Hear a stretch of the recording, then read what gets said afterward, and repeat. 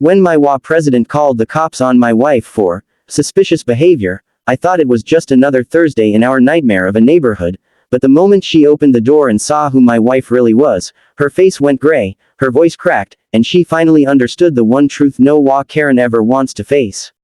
She had just declared war on the wrong family. Because my wife wasn't just some newcomer, some outsider, or some woman quietly carrying a box into her own home. No, she was the judge assigned to preside over the HOA president's pending case. And she didn't even know she'd just called the cops on her. Yet. But let me start from the beginning, because the way everything unfolded still feels like a movie I can't believe I lived through. We moved into Willow Creek Estates 3 weeks ago, hoping for peace after leaving a crowded city. My wife, Elena, had just accepted a prestigious judicial appointment, and we wanted a safe, calm suburb to settle into. Willow Creek looked perfect: tree-lined streets, manicured lawns, quiet nights. That illusion lasted exactly 18 hours. The HOA president, Linda Prescott, the kind of Karen who weaponized clipboards and binoculars, knocked on our door the morning after we moved in. She didn't greet us. She didn't smile. She didn't even pretend to welcome us. Instead, she pushed her sunglasses down her nose and scanned us like border security. "I'll need your move-in paperwork," she demanded. I blinked. "We submitted everything electronically." "Yes," she replied, "but I require a printed copy for my personal files. I run a tight ship." Her voice carried that familiar Karen tone, the one that suggested she believed the entire neighborhood operated under her divine authority. Elena slipped beside me. She was still in her robe, sipping coffee, her long black hair loosely tied back. Calm, elegant, unbothered. "We'll bring it by later," she said.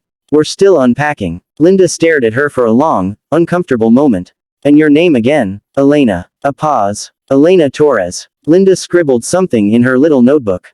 "And your occupation?" Elena raised a brow. "I don't think that's relevant." "Oh, it is," Linda chirped. "Community cohesion and safety. I like to keep track." I stepped forward. "We'll reach out when we have time. Have a good day." We closed the door before she could reply. Elena exhaled slowly. "This neighborhood might be interesting." "You're telling me." Over the next few weeks, we encountered what neighbors warned us about. Linda was everywhere. Always watching. Always checking compliance. Always policing the tiniest nonsense with the intensity of a federal agent. But weirdly, she never harassed me. Only Elena. If Elena watered the garden, Linda appeared, reminding her, watering hours are restricted.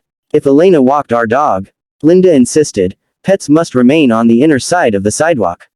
If Elena brought groceries inside, no loitering in driveways. Loitering in her own driveway. But the final straw, the event that triggered everything, happened on a quiet Thursday morning when I was at work. Elena texted me first. "Your HOA lady is circling the house again." Before I could respond, another message came. "She's taking photos of me." This is getting weird. 30 minutes later, my phone buzzed again, but this time it wasn't Elena. It was an unknown number.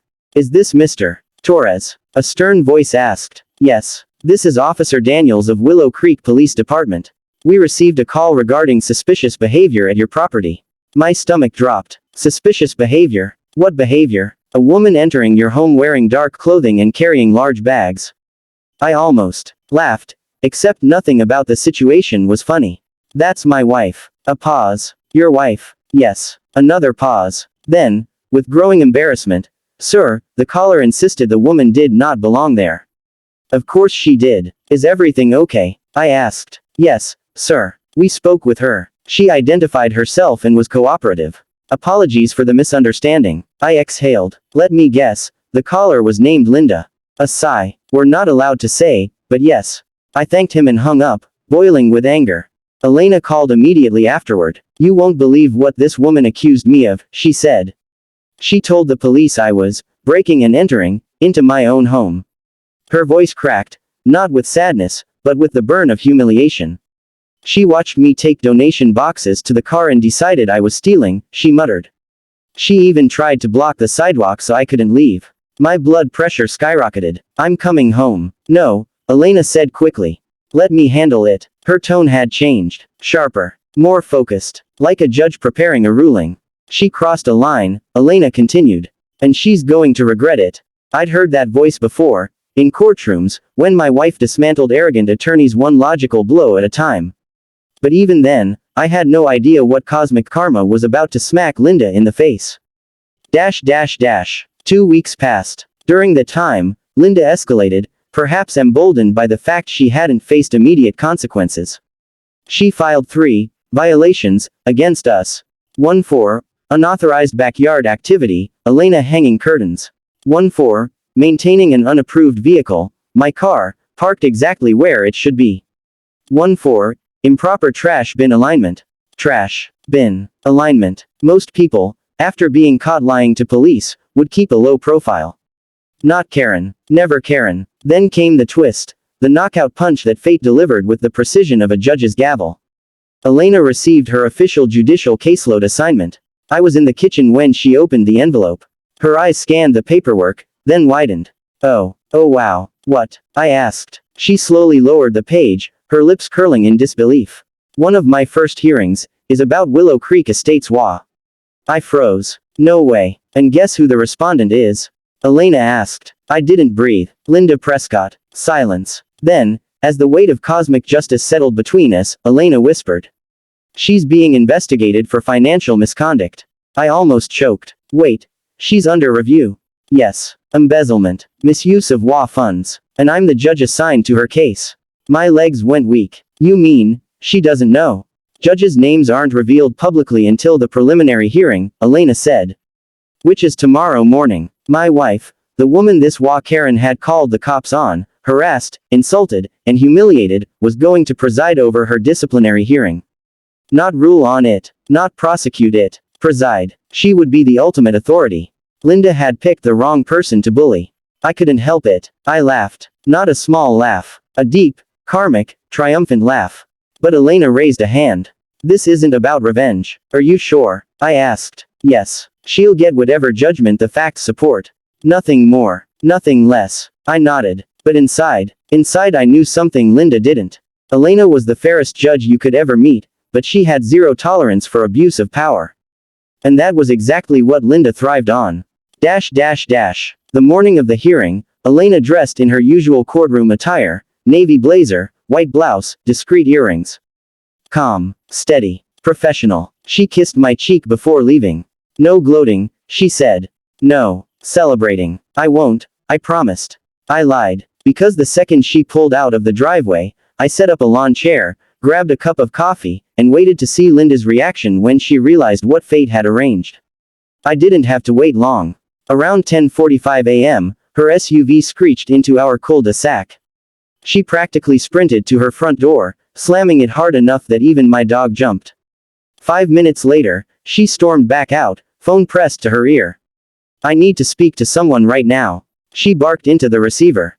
The judge assigned to my case, this is unacceptable. Oh yes, she knew. I sipped my coffee. Linda paced aggressively, flailing her arms. No, I will not calm down. She's biased. She's hostile. She's one of the new people. She lowered her voice, though I still heard every word. She's the one I called the cops on. She said it like she was the victim. I nearly spit out my coffee. But the next part was when her world truly collapsed. Because whoever she was speaking to apparently told her what judges tell everyone in such cases. You cannot choose your judge. I demand a replacement, she yelled. I heard the faint response through her phone speaker. Conflict must be proven, not assumed. Linda grabbed the top of her head like she was trying to hold her skull together. She'll destroy me, she cried. Do you understand? She hates me. No, I thought. She doesn't hate you. She just sees you. And that's worse. Elena came home late that evening. She looked tired, drained, even, but not angry. How did it go? I asked carefully. She removed her blazer, hung it neatly, and sat beside me. I kept it professional. I know you did. But it was intense. I waited. Elena, I asked softly. What happened? She inhaled deeply. When I walked into the hearing room, Linda turned white as a sheet. She tried to interrupt proceedings immediately, claiming I was unfit to judge her case. She shouted. She cried. She accused. But the evidence. She shook her head. The HOA's financial records were a disaster. Thousands of dollars missing. Unauthorized charges. Personal purchases labeled as community improvements. I wasn't surprised. And Linda had no explanation, Elena continued. Her attorney tried, but the numbers didn't lie. So what happens now? I asked. Her case will move forward to a formal review board, she replied. Until then, she's suspended as HOA president.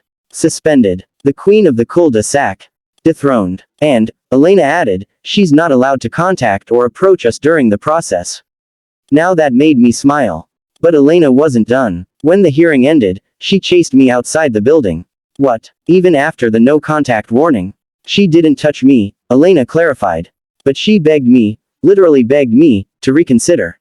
Said she was under stress, said she didn't mean to call the cops, said she didn't recognize me that day. I rolled my eyes. Because what? All brunettes look suspicious now. Elena, she whispered, she got on her knees. I froze. She said her entire reputation, her marriage, her finances, everything, depends on this case. Did you pity her? I asked. Elena paused. Yes, she said quietly. But pity doesn't erase misconduct. I nodded. She rested her head on my shoulder. Justice isn't about making people comfortable, she whispered. Sometimes it's about showing them the mirror they've been avoiding for years. I kissed the top of her head. And you do that better than anyone. She smiled softly. But outside, in the dark quiet of our neighborhood, I saw it, Linda's blinds barely cracked, her silhouette watching our house in helpless anger.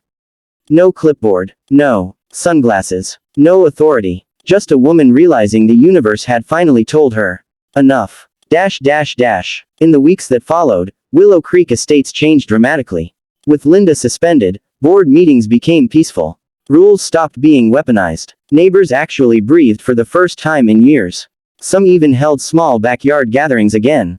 People began stopping Elena during walks to thank her, not because of revenge, but because her integrity brought the neighborhood back to life. And Linda, she rarely left her house. Police cars no longer visited our street. The harassment stopped abruptly. The universe had spoken. But the part that sticks with me most, the part I'll remember for the rest of my life, happened 3 months later. Elena and I were walking our dog one evening when we saw Linda sitting alone on a bench near the community pond. Pale. Deflated. A woman stripped of all her self-given power. When she saw us, she stood shakily. I just want to say, she swallowed hard, voice trembling. I'm sorry. Elena nodded politely but didn't reply. I should never have treated you the way I did. Either of you. She clasped her hands together, twisting them anxiously. And I promise, if they let me back on the board, things will be different. Elena looked at her. Calm, measured, compassionate, but firm. Linda, she said softly, this neighborhood doesn't need a ruler. It needs a community. Linda's eyes filled with tears. I know. And community starts with accountability, Elena added. Linda nodded, unable to speak. Then she quietly walked away. An era had ended. And for the first time since we moved in, Willow Creek felt like home. Karma doesn't always come loud. Sometimes it comes quietly, professionally, with a gavel. And sometimes the person you call the cops on ends up being the exact person destiny chooses to judge you. Literally.